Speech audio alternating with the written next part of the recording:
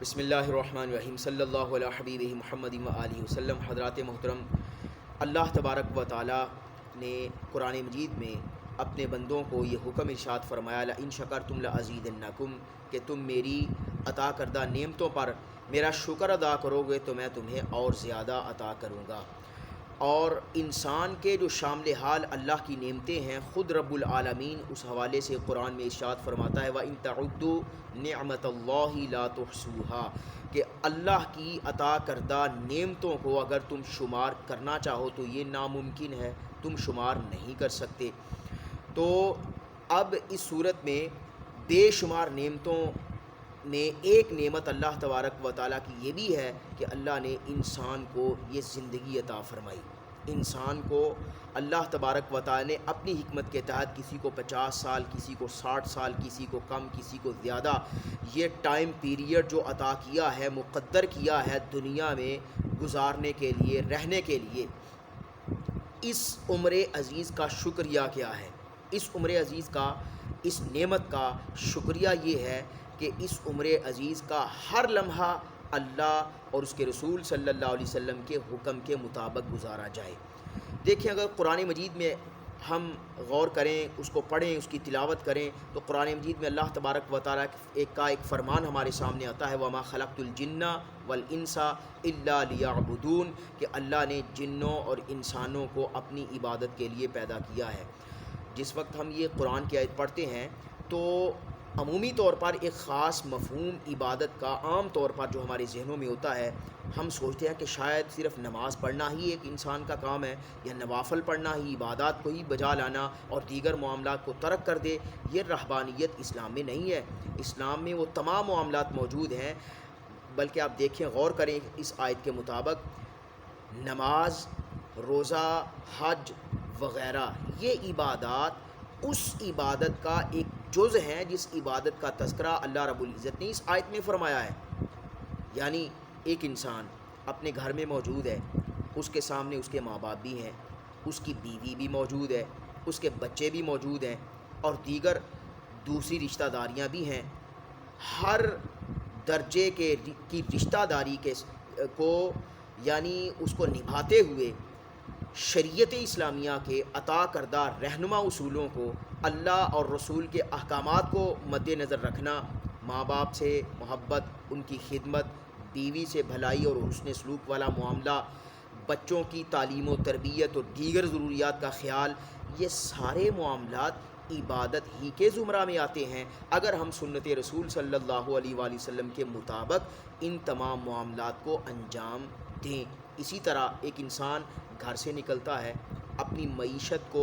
بہتر کرنے کے لیے،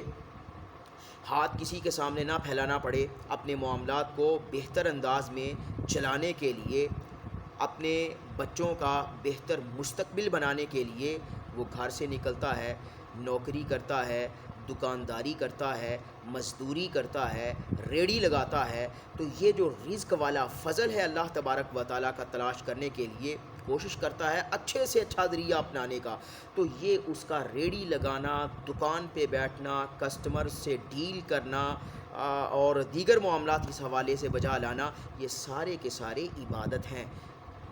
اگر یہ تمام معاملات اللہ رسول کے حکم کے مطابق وہ انجام دے، ہاں سود سے وہ کنارہ کشی کرے، رشوت سے کنارہ کشی کرے، ملاوٹ نہ کرے،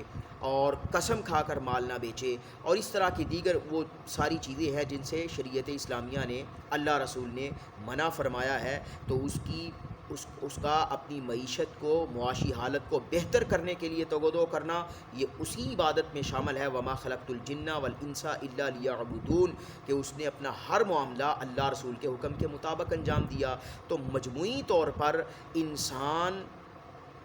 جب اللہ تعالیٰ کے حکم کے مطابق اپنی زندگی کا ہر لمحہ گزارتا ہے تو اس کی زندگی کا ایک ایک لمحہ عبادت ہوتا ہے۔ وہ تازہ دم ہونے کے لیے کہ میں بہتر طریقے سے اللہ رسول کے احکامات کو بجا لاؤں، وہ رات کو اپنے بستر پر دراز ہوتا ہے، سوتا ہے، تو اس کا یہ سونا بھی میرے دوستو عبادت ہے، اسی عبادت میں شامل ہے جس کا تذکرہ اللہ رب العزت نے قرآن مجید میں کیا ہے۔ تو اس عبادت کا مفہوم صرف یہ نماز پڑھنا نہیں ہے،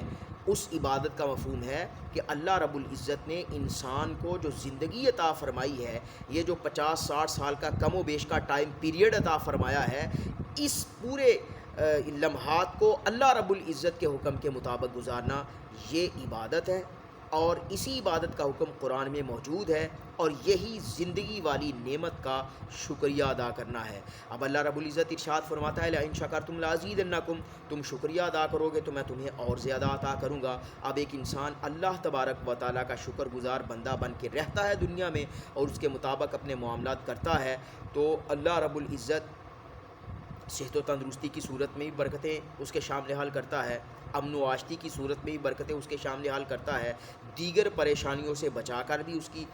مشکلات کو آسان فرماتا ہے، یعنی اپنی برکت اپنا فضل اس کے شامل حال کرتا ہے۔ بے شمار حکمتیں اور صورتیں اللہ رب العزت کی رحمت کی ہو سکتی ہیں، یہ وہی جانتا ہے، ہم تو وہی اسی کو اپنے پیش نظر رکھ سکتے ہیں یا اپنے الفاظ میں بیان کر سکتے ہیں جس تک عقل انسانی، عقل سلیم کو رسائی ملتی ہے۔ اس اللہ کی توفیق سے بے شمار حکمتیں ہیں اللہ تبارک و تعالیٰ کی، اس نعمت پر اللہ تبارک و تعالیٰ جو